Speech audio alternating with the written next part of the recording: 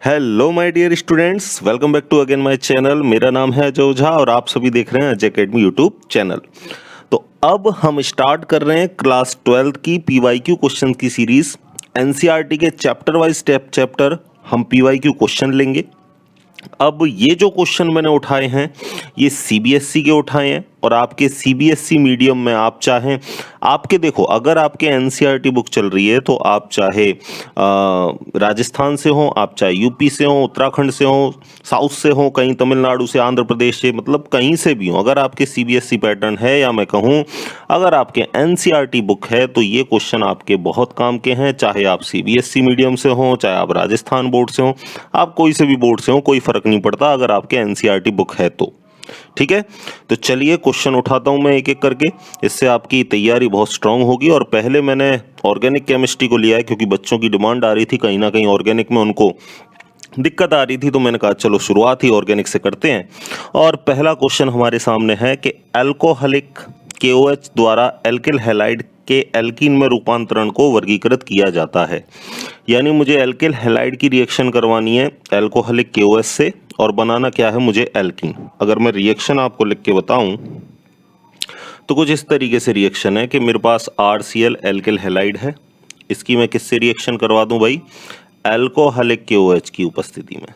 KOH मेरे को लेना है कौन सा, अल्कोहलिक। एक जलीय होता है और एक अल्कोहलिक होता है, तो बनने क्या वाला है। अब ये जो R है, इस R पर हमें ये इंश्योर करना है कि इस पर बीटा हाइड्रोजन होना चाहिए। कौन सा हाइड्रोजन होना चाहिए भाई, इस R ग्रुप पर बीटा हाइड्रोजन।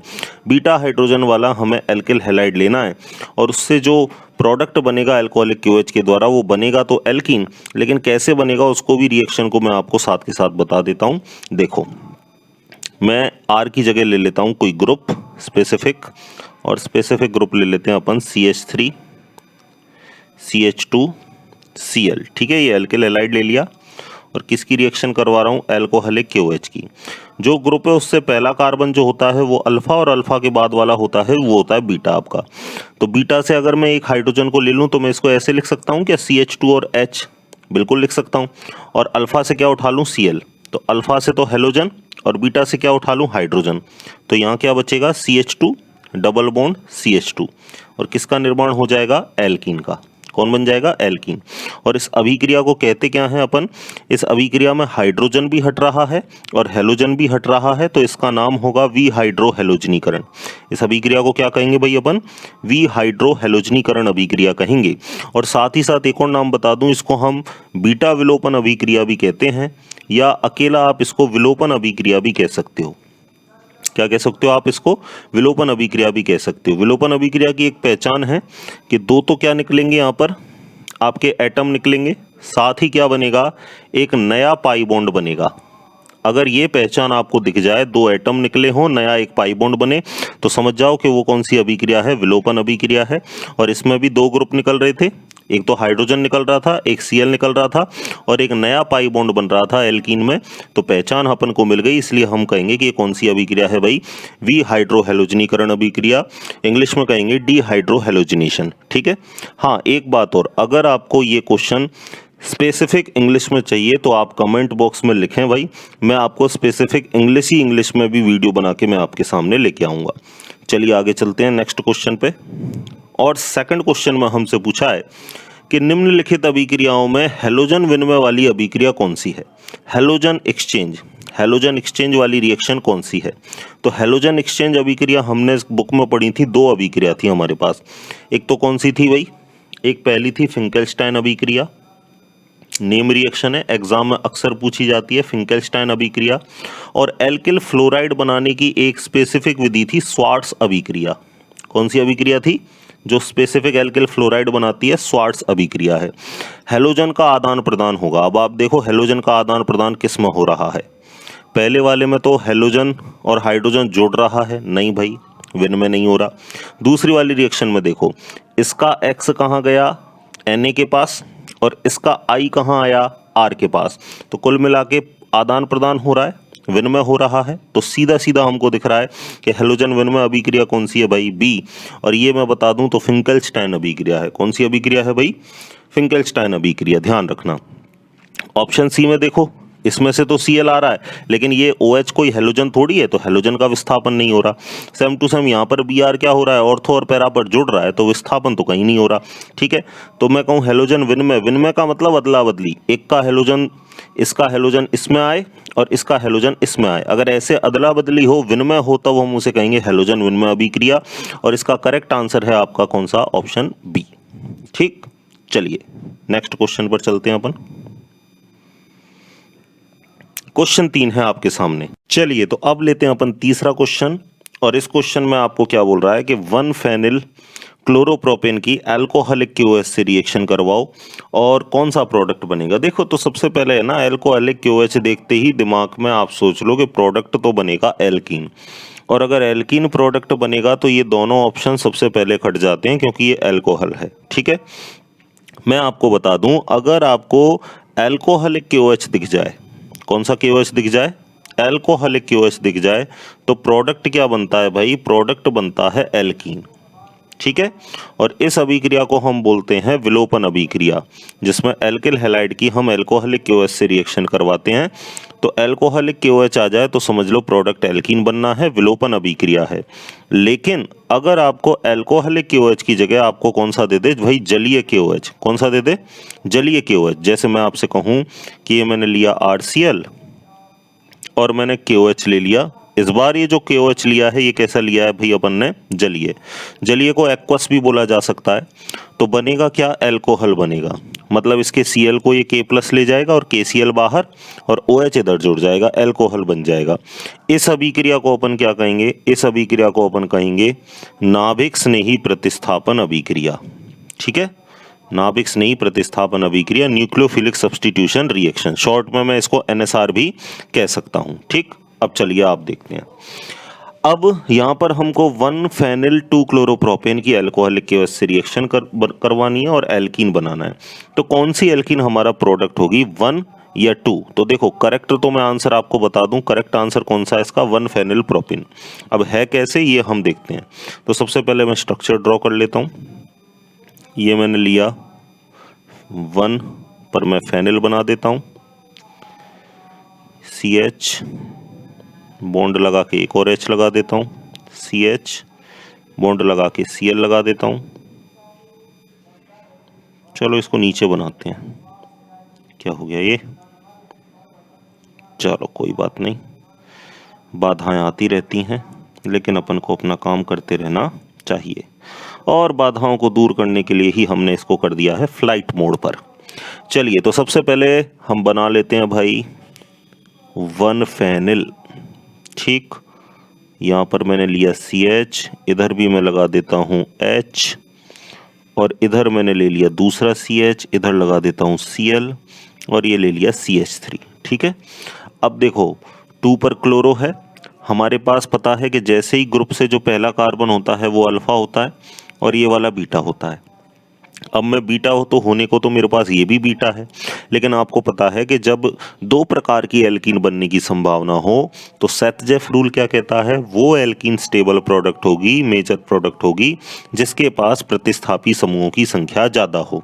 यानी जो बीच वाली एल्कीन होगी वो सबसे ज़्यादा स्टेबल होगी क्योंकि उसके पास प्रतिस्थापी की संख्या कैसी होती है, ज़्यादा। अब मेरे को देखो बीटा से हाइड्रोजन निकालना है और Cl निकालना है मेरे को अल्फा से, तो यहाँ से मैं ये HCl को निकाल दूंगा, और HCl को जब मैं निकाल दूंगा तो मुझे कार्बन की वैलेंसी को पूरी करने के लिए यहाँ क्या लगाना पड़ेगा, डबल बॉन्ड। ठीक है, अब इस एल्कीन के पास कितने मुझे बताओ प्रतिस्थापी हैं, 2 प्रतिस्थापी हैं, एक तो ये रहा प्रतिस्थापी और एक ये रहा प्रतिस्थापी। तो जो बीच में जो एल्कीन बनेगी वो कैसी होगी, मेजर प्रोडक्ट सेथ-जेफ नियम के अनुसार, क्योंकि इसके पास 2 प्रतिस्थापी समूह हैं। ठीक है, तो करेक्ट आंसर आ जाएगा अपन का कौन सा, 1 फेनिल प्रोपीन, जबकि 3 फेनिल प्रोपीन हमारा कैसा होगा, माइनर प्रोडक्ट होगा। ठीक है, तो हमें तो मेजर प्रोडक्ट को आंसर देना होता है, इसलिए हमेशा 1 फेनिल प्रोपीन अपन यहाँ बोलेंगे, क्योंकि इसमें डबल बॉन्ड बीच में है तो प्रतिस्थापी समूह की संख्या ज़्यादा है। सेथ-जेफ नियम के अकॉर्डिंग यही आंसर होगा। आगे चलते हैं, क्वेश्चन नंबर 4। क्वेश्चन नंबर 4 में क्या है, बेंजीन पर आक्रमण करने वाली स्पीसीज है, ये कौन सी अभिक्रिया है भाई, निर्जल AlCl3, एनहाइड्रस AlCl3 इसमें होता है, और ये फ्रीडल क्राफ्ट अभिक्रिया है। कौन सी अभिक्रिया है ये, फ्रीडल क्राफ्ट अभिक्रिया है। फ्रीडल क्राफ्ट अभिक्रिया हमको पता है कैसी अभिक्रिया है, ESR। ESR का मतलब इलेक्ट्रोफिलिक सब्स्टिट्यूशन रिएक्शन, हिंदी में मैं कहूँ तो इलेक्ट्रॉन स्नेही प्रतिस्थापन अभिक्रिया। एक बात और, अगर आपको ये पूरी पीडीएफ इंग्लिश में चाहिए या इंग्लिश में आपको क्वेश्चन आंसर चाहिए तो आप मुझे कमेंट बॉक्स में ज़रूर लिखें कि सर हमको बिल्कुल इंग्लिश में आप क्वेश्चन आंसर की पीडीएफ बना के समझाइए। चलिए, तो ये फ्रीडल क्राफ्ट अभिक्रिया है जो इलेक्ट्रॉन स्नेही प्रतिस्थापन अभिक्रिया है। इलेक्ट्रॉन स्नेही प्रतिस्थापन में होता क्या है, इलेक्ट्रॉन स्नेही आक्रमण करता है। तो ये जो Cl2 है ये AlCl3 से पहले रिएक्शन करता है और AlCl3 से रिएक्शन करके क्या बनाता है भाई, एक तो Cl प्लस बना देता है, साथ ही AlCl4 क्या बनाता है, माइनस। और इसमें जो ये आपका Cl प्लस होता है ये इलेक्ट्रोफाइल का काम करता है, यही अटैक करता है। तो आपसे यही पूछ रहा है कि आक्रमण करने वाली स्पीसीज कौन है, तो स्पीसीज कौन है भाई, Cl प्लस। करेक्ट ऑप्शन हो जाएगा आपका ऑप्शन डी। ठीक है, आगे चलते हैं। क्वेश्चन नंबर 5, कौन सा विनाइल हैलाइड का सदस्य है। ठीक है, दो टाइप के आपके सदस्य होते हैं, दोनों को अच्छे से समझ लो, एक तो अलाइल और एक विनाइल। अलाइल की पहचान मैं बता देता हूं पहले, फिर मैं विनाइल पर आऊंगा। यहाँ पर अपन से विनाइल की बात कर रहा है, लेकिन मैं पहले आपको अलाइल बता रहा हूँ। अलाइल में क्या होगा, डबल बॉन्ड, सिंगल बॉन्ड, उसके बाद हेलोजन होगा। ये कहीं इस प्रकार से स्ट्रक्चर दिखे तो ये कौन सा होता है, अलाइल। हिंदी में इसको बोलते हैं एलिलिक हैलाइड। हिंदी में क्या बोलते हैं इसको, एलिलिक हैलाइड। ठीक है, डबल बॉन्ड, सिंगल बॉन्ड, फिर हेलोजन, ये अगर आपको मिले तो एलिलिक हैलाइड। ठीक, अगर मैं इसको एग्जैक्ट कार्बन बना के लिखूं तो देखो ये डबल, ये सिंगल और फिर हेलोजन। ठीक है, तो अब देखो यहाँ क्या लिखूंगा मैं, CH2, यहाँ क्या लिखूंगा मैं, CH, यहाँ क्या लिखूंगा मैं, CH2, और ये हो जाएगा Cl। ये तो कौन सा हैलाइड है, एलाइलिक हैलाइड।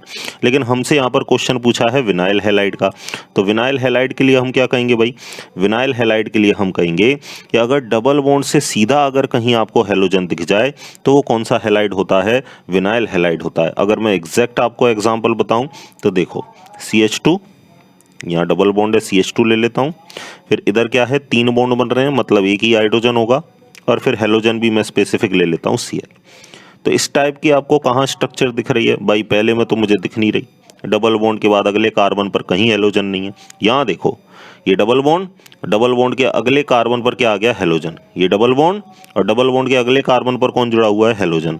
मुझे पहचान मिल गई, तो करेक्ट ऑप्शन है इसमें अपना कौन सा होगा, ऑप्शन बी होगा। जबकि अगर यहाँ हमसे ये पूछता कि अलाइलिक हैलाइड कौन सा है तो मुझे बताओ ऑप्शन कौन सा हो जाता अपना, करेक्ट ऑप्शन सी हो जाता है ना, डबल बॉन्ड, सिंगल बॉन्ड, उसके बाद हेलोजन। तो ये तो अलाइल है, लेकिन अलाइल अपन से नहीं पूछा, विनाइल अपन से पूछा है, तो विनाइल तो भाई करेक्ट कौन सा है, बी। एक ही क्वेश्चन में मैं आपको 2-3 क्वेश्चन बता रहा हूं जिससे भाई आपका एक पूरा चैप्टर तैयार हो जाए, है ना। वरना एक एक क्वेश्चन को बताने में मुझे टाइम कम लगेगा, लेकिन फिर भी मैं आपको एक ही क्वेश्चन में और कौन सा क्वेश्चन बन सकता है वो भी मैं आपको साथ के साथ समझा रहा हूं, जिससे आपको कहीं कोई दिक्कत ना आए। ठीक, चलिए अगला क्वेश्चन है, रैसेमिक मिक्सचर किसमें बनता है, यानी रैसेमीकरण किसमें होता है।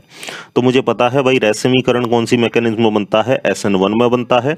और SN1 में ही याद रखना विन्यास का क्या होता है, धारण। धारण को इंग्लिश में बोलते हैं रिटेंशन, विन्यास का क्या होता है, धारण। SN1 में ही होता है ये, है ना, रिटेंशन। जबकि अगर SN2 की मैं बात करूं तो SN2 में क्या होता है भाई, विन्यास का प्रतिपन या विन्यास का प्रतिलोमन, जिसे हमने एक वर्ड दिया था वाल्डन इन्वर्जन। ठीक है, तो SN2 में तो वाल्डन इन्वर्जन होता है, प्रतिलोमन होता है। SN1 में क्या बनता है, रैसेमिक मिक्सचर बनता है। तो इसका करेक्ट आंसर होगा ऑप्शन 1। आगे चलते हैं, क्वेश्चन नंबर 7। ये लो अगला क्वेश्चन फिर से वही आ गया जो अभी अभी मैं आपको बता रहा था। विन्यास का धारण, रिटेंशन ऑफ कॉन्फ़िगरेशन, विन्यास का धारण किसमें होता है, SN1 में होता है। SN2 में क्या होता है, विन्यास का प्रतिपन होता है। ध्यान रखना इस बात को। विन्यास का धारण क्या है, विन्यास का धारण ये है कि जहां से आपका न्यूक्लियोफाइल निकले वहीं पर नया न्यूक्लियोफाइल जुड़े। जैसे आपने देखा होगा कि यहाँ हम टर्सरी ब्यूटिल क्लोराइड लेते हैं और इस पर जब हम न्यूक्लियोफाइल की KOH एक्वस की अटैक करवाते हैं तो OH यहीं पर जुड़ता है ना। मतलब जहाँ पहला न्यूक्लियोफाइल था वहीं बाद में न्यूक्लियोफाइल जुड़ेगा, मतलब अपनी पोजीशन को नहीं बदलता। और ऐसा किस में होता है, SN1 में होता है। SN2 में तो क्या होता है कि अगर न्यूक्लियोफाइल दाईं तरफ है, जैसे मैं कहूँ कि मान लो ये न्यूक्लियोफाइल दाईं तरफ है, CH3Cl, ये न्यूक्लियोफाइल दाईं तरफ है, तो प्रोडक्ट में जो न्यूक्लियोफाइल होगा वो कहाँ होगा भाई, बाईं तरफ होगा। ठीक है, तो ये तो कहानी किस में होती है भाई, SN2 में। यानी विन्यास का प्रतीपन पूछे तो SN2, विन्यास का धारण पूछे तो धारण तो किस में होगा, SN1 में। ठीक, चलते हैं आगे। तो विन्यास का धारण, correct answer SN1। Next question पर चलते हैं अपन। क्वेश्चन नंबर 8, निम्न में से किसमें कायरल केंद्र को तारक चिन्ह स्टार द्वारा सही से अंकित किया गया है। यानी आपसे इसमें कायरल केंद्र पूछ रहा है कि कौन सा आपका मॉलिक्यूल कायरल है। तो देखो भाई, कायरल के लिए मैं 2-3 बातें आपको बता दूं। कायरल केंद्र को एक नाम और देते हैं त्रिविम केंद्र, स्टीरियो सेंटर। कायरल केंद्र को और क्या बोलते हैं, स्टीरियो सेंटर।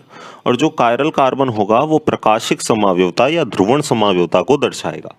कुल मिला के वो ध्रुवण घूर्णक होगा, या इंग्लिश में मैं कहूं तो ऑप्टिकल एक्टिव होगा। ठीक है, चलिए आगे चलते हैं। मैं प्रकाशिक सक्रिय होगा।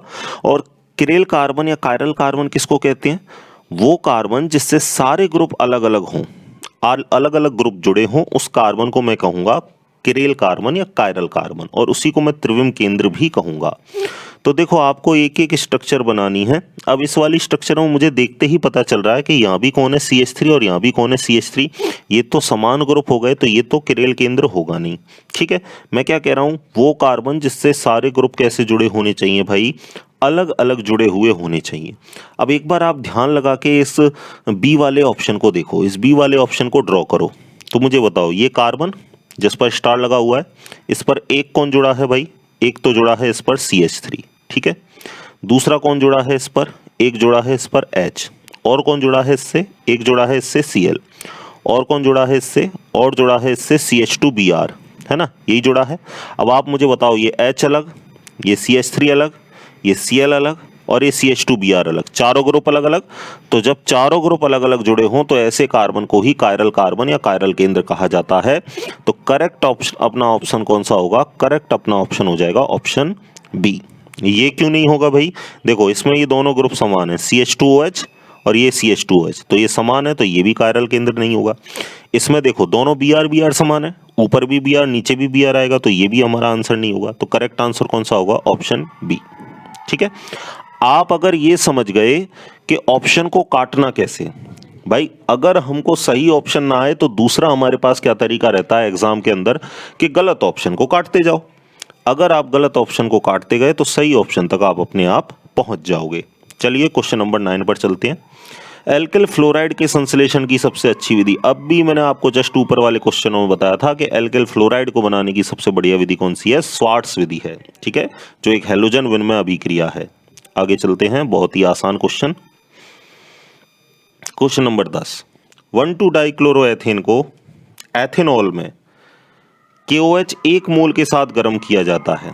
अब देखो एथेनॉल आ गया, मतलब कौन सा KOH आ गया, ये एल्कोहलिक KOH आ गया। लेकिन कितना मोल है KOH का, केवल 1 मोल है। तो बनने वाला मुख्य उत्पाद है। ठीक है, अब पहले तो मैं 1,2-डाइक्लोरोएथेन बनाऊं और उस पर 1 मोल में KOH की रिएक्शन करवाऊं। चलिए, तो मैं आपके सामने रिएक्शन लिखता हूं, इसको थोड़ा सा मैं ऊपर कर देता हूं जिससे कोई दिक्कत ना आए अपन को। चलिए देखो, अब 1,2-डाइक्लोरोएथेन ले लो, ये CH2, ये CH2 और ये Cl, और इस पर भी मुझे क्लोरीन लेना है। इस पर भी मैं क्या ले लेता हूँ, चलो एक Cl ले लेता हूँ। कहाँ लगा दूँ इसको, चलो मैं नीचे लगा देता हूँ। ठीक है, ये 1,2-डाइक्लोरोएथेन हो गया।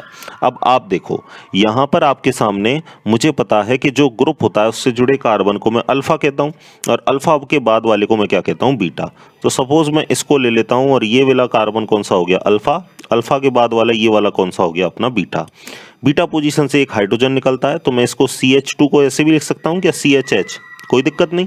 CH2 को अपन और क्या लिख सकते हैं, CHH, बस तो वही है।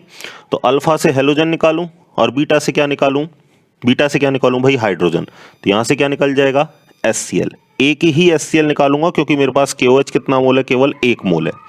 अगर मेरे पास 2 मोल KOH होते, प्रश्नानुसार अगर मेरे पास 2 KOH होते, तो मैं इस वाले क्लोरीन को भी निकाल देता और इस वाले बीटा पोजीशन से भी मैं एक हाइड्रोजन को निकाल देता, और मैं क्या बना देता भाई, एल्काइन बना देता। एल्काइन में बीच में क्या आ जाते हैं, ट्रिपल बॉन्ड, क्योंकि फिर देखो इधर भी CH रह जाता और इधर भी क्या है, CH रह जाता, तो बीच में बैलेंसी पूरी करने के लिए अपन को क्या लगाना पड़ता, ट्रिपल बॉन्ड लगाना पड़ता।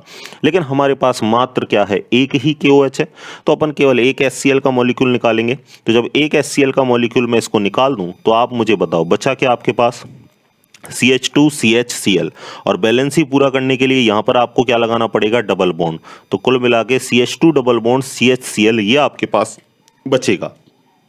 और इसको अपन क्या बोलते हैं, अभी अभी जस्ट मैंने आपको बताया, इसको क्या बोलते हैं, विनाइल क्लोराइड, है ना, या वाइनिल क्लोराइड। डबल बॉन्ड से सीधा अगर आपके पास डबल बॉन्ड के बाद हेलोजन आ जाए तो उसे अपन विनाइल बोलते हैं।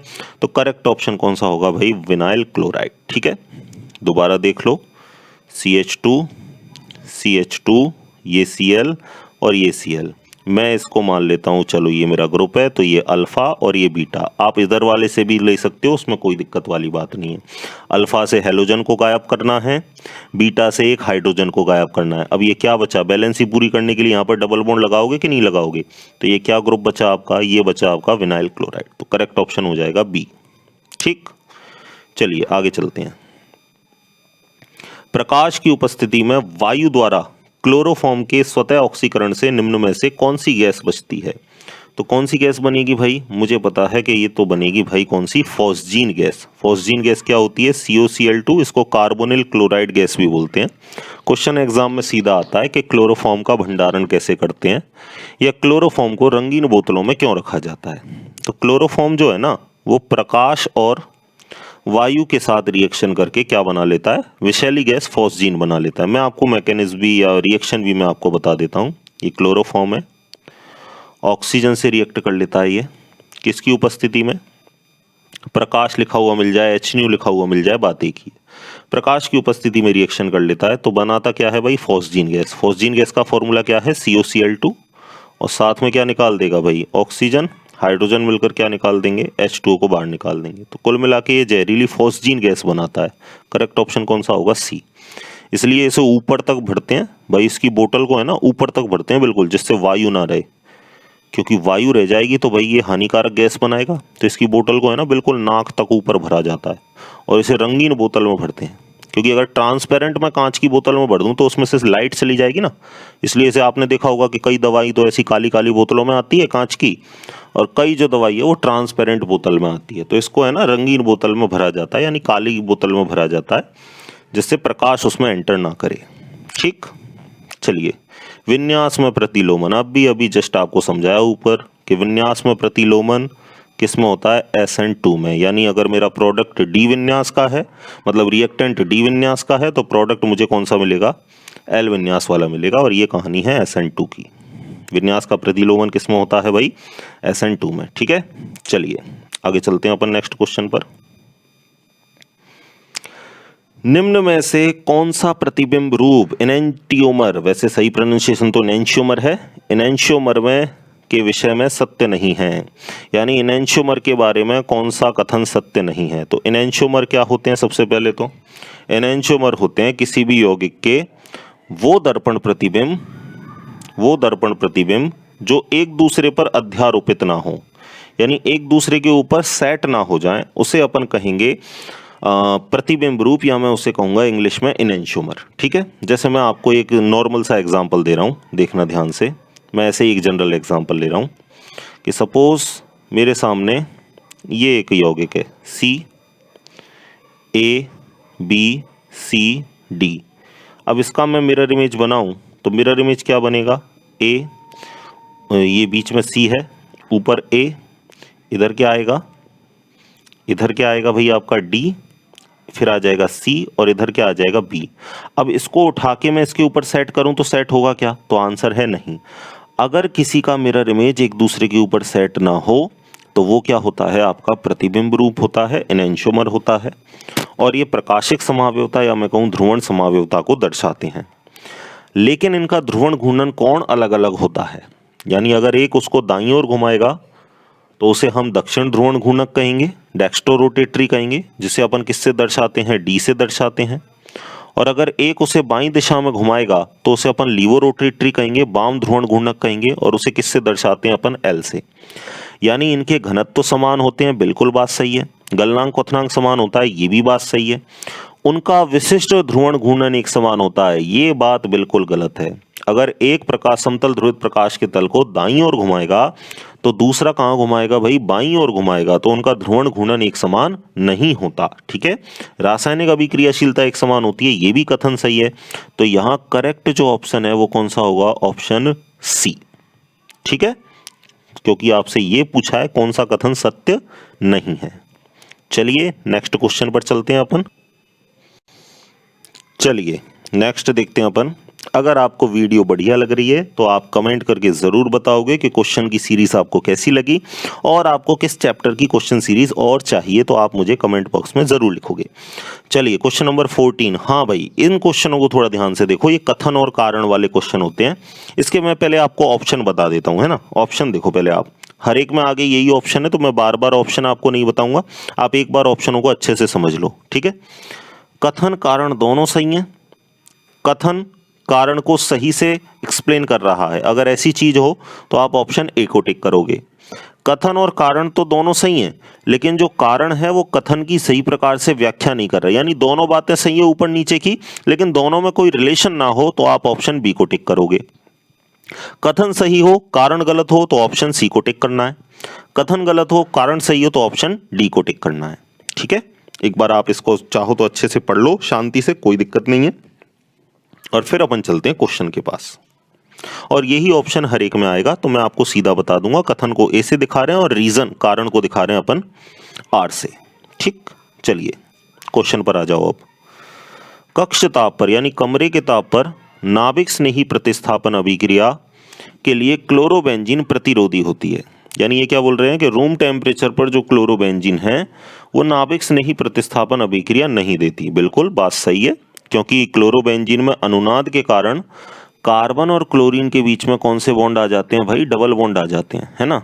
और डबल बॉन्ड अगर आ गया, जैसे कार्बन और क्लोरीन के बीच में कहूँ तो क्या आ जाता है, अनुनाद की वजह से डबल बॉन्ड, और डबल बॉन्ड के कैरेक्टर आ जाते हैं तो ये बंध आसानी से टूटता नहीं है। और जब आसानी से टूटेगा नहीं, न्यूक्लियोफाइल निकलेगा नहीं, तो नया न्यूक्लियोफाइल आसानी से अटैक भी नहीं करेगा। लेकिन बिल्कुल ये कथन तो बिल्कुल सही है। आगे देखते हैं कारण क्या बोल रहा है। अनुनाद के कारण CCl आबंध अधिक दुर्बल हो जाता है। अरे नहीं भैया, उल्टा बोल रहा है। अनुनाद की वजह से C और Cl में आंशिक द्विबंध गुण आ जाते हैं, और द्विबंध गुण आ जाने की वजह से इसका टूटना कठिन हो जाता है। मतलब ये बंध कैसा हो जाता है, प्रबल। हमें पता है सिंगल सबसे दुर्बल है, डबल उससे प्रबल है, और ट्रिपल उससे प्रबल है ना। मैं आपसे कहूं कि आपको सिंगल लकड़ी तोड़नी है, आपको 2 लकड़ी का गट्ठा तोड़ना है, आपको 3 लकड़ी मिलाकर तोड़नी है, तो आप मुझे बताओ कौन सी आसानी से नहीं टूटेगी, ये नहीं टूटेगी ना। तो जितने ज़्यादा बॉन्ड बढ़ते जाएंगे उतनी ज़्यादा उनकी स्ट्रेंथ बढ़ती जाएगी, ताकत बढ़ती जाएगी। तो ये बात गलत है। अनुनाद के कारण CCl आबंध अधिक दुर्बल नहीं, उल्टा डबल बॉन्ड कैरेक्टर आने से वो कैसा हो जाता है, प्रबल हो जाता है। तो मैं कहूँगा कि कथन तो सही है लेकिन कारण गलत है, तो करेक्ट ऑप्शन कौन सा हो जाएगा यहाँ पर अपना सी। ठीक है, कथन सही है और कारण गलत है।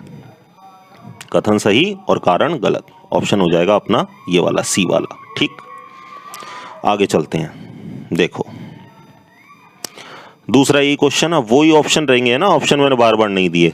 क्लोरोएथेन की अपेक्षा आयोडोएथेन का नाभिक स्नेही प्रतिस्थापन आसानी से होता है। यानी क्लोरोएथेन ले लूं, मैंने एक बार R के साथ Cl ले लिया और एक बार R के साथ मैंने I ले लिया, तो क्या बोल रहा है, जो आयोडोएथेन है वो नाभिक स्नेही प्रतिस्थापन आसानी से देता है एज कंपेयर टू क्लोरोएथेन। इसके पीछे क्या कारण है, तो देखो Ci आबंध की तुलना में CCl आबंध की ऊर्जा कम होती है। Ci आबंध की तुलना में CCl आबंध की ऊर्जा कम होती है। यानी ये क्या बोल रहा है, CCl आबंध तो आसानी से टूट जाता है, लेकिन R और I के बीच का ये जो आबंध है ये आसानी से नहीं टूटता। तो ये तो उल्टी बात बोल रहा है ना भाई। देखो बंध जो सबसे बड़ा होता है ना वो आसानी से टूटता है। मैं आपसे क्वेश्चन पूछता हूँ, RF, RCl, RBr और RI सबसे बड़ा बंध कौन सा है, तो आप कहोगे RI, क्योंकि आयोडीन का साइज बड़ा है तो ये बंध सबसे बड़ा है। एक मैं आपको बड़ी लकड़ी तोड़ने को दूं और एक छोटी सी लकड़ी तोड़ने को दूं, आप मुझे बताओ आसानी से कौन सी लकड़ी को तोड़ दोगे आप? बड़ी लकड़ी को तुरंत तोड़ दोगे आप, लेकिन छोटी लकड़ी उतनी आसानी से आपसे नहीं टूटेगी। ठीक है, तो मुझे बताओ सबसे बड़ा बंध कौन सा है यहाँ पर? तो मुझे बताओ भाई कौन सा बंध आसानी से टूटेगा? तो सबसे पहले मैं आपको बोल दूं कि RI सबसे बड़ा है, तो जो बड़ा बंध है वो आसानी से टूट जाएगा, सेम टू सेम। जैसे बड़ी लकड़ी आसानी से टूट जाएगी, छोटी लकड़ी आसानी से नहीं टूटेगी। RCl वाला बंध छोटा है, तो छोटे बंध को तोड़ने में एनर्जी कैसी लगेगी? छोटे बंध को तोड़ने में एनर्जी कैसी लगेगी भाई? ज़्यादा। तो इसमें तो बंध ऊर्जा ज़्यादा लगेगी और इसमें बंध ऊर्जा कम लगेगी। तो कम लगेगी इसका मतलब ये सी, यहाँ से जो I है वो आसानी से निकल जाएगा, यहाँ से Cl उतनी आसानी से नहीं निकलेगा। तो मुझे बताओ प्रतिस्थापन सबसे बढ़िया कौन करेगा? RI सबसे बढ़िया करेगा। सबसे कम कौन करेगा? तो RF सबसे कम करेगा। यही क्रियाशीलता का ऑर्डर होता है, SN1 SN2 हो, दोनों में ही यही ऑर्डर होता है। लेकिन यहाँ पर ये जो है ये आपको कारण उल्टा दे रहा है। ये क्या बोल रहा है कि जो Ci आबंध की तुलना में CCl आबंध की ऊर्जा कम होती है। अरे नहीं भाई, Ci आबंध में कम एनर्जी देनी पड़ती है, CCl बॉन्ड को तो तोड़ने में ज्यादा एनर्जी देनी पड़ती है। तो ये कारण गलत है, लेकिन कथन कैसा है आपका? बिल्कुल सही है। तो इसमें भी करेक्ट ऑप्शन कौन सा हो जाएगा? करेक्ट ऑप्शन हो जाएगा आपका C। आगे चलते हैं, नेक्स्ट देखो, क्लोरोबेंजीन इलेक्ट्रॉन स्नेही प्रतिस्थापन अभिक्रियाओं के लिए प्रतिरोधी होती है। आगे क्या बोल रहा है कि जो क्लोरोबेंजीन है वो इलेक्ट्रॉन स्नेही प्रतिस्थापन अभिक्रियाओं के प्रति प्रतिरोधी होती है। आगे क्या बोल रहा है? अनुनाद के कारण क्लोरोबेंजीन में CCl आबंध में आंशिक द्विबंध वाले गुण आ जाते हैं। देखो यहां पर आप पहले एक बार कथन और कारण इन दोनों को थोड़ा ध्यान से पढ़ो, क्योंकि इसमें है ना नाभिक स्नेही प्रतिस्थापन अभिक्रिया की बात नहीं हो रही, इसमें किसकी बात हो रही है? इलेक्ट्रॉन स्नेही प्रतिस्थापन अभिक्रिया की। तो इसमें भाई आपके बातें तो दोनों देखो सही हैं। क्लोरोबेंजीन इलेक्ट्रॉन स्नेही प्रतिस्थापन अभिक्रियाओं के लिए प्रतिरोधी होती है। क्यों प्रतिरोधी होती है इसकी मैं चर्चा आपसे कर देता हूं। ये क्लोरोबेंजीन में जो आपने Cl परमाणु लगाया है, इस Cl परमाणु की विद्युत ऋणता ज्यादा होने के कारण ये कौन सा प्रभाव डालती है? -I प्रभाव। लोन पेयर उपस्थित होने के कारण ये आपका +R प्रभाव भी डालती है। अब +R का मतलब क्या होता है? इलेक्ट्रॉन डेंसिटी देना। -I का मतलब क्या होता है? इलेक्ट्रॉन डेंसिटी खींचना, इलेक्ट्रॉनों को खींचना। लेकिन यहाँ पर जो डोमिनेंट होता है, या मैं कहूँ ज़्यादा जो प्रबल होता है, वो कौन सा प्रभाव ज़्यादा प्रबल होता है? -I प्रभाव प्रबल होता है। और -I प्रभाव प्रबल होने की वजह से ये क्या करेगा? बेंजीन वलय से इलेक्ट्रॉन खींचेगा क्लोरीन एटम। और अगर ये बेंजीन वलय से इलेक्ट्रॉन को खींचेगा तो बेंजीन पर इलेक्ट्रॉन डेंसिटी कैसी होगी? कम। यानी बेंजीन पर इलेक्ट्रॉन डेंसिटी कम होगी।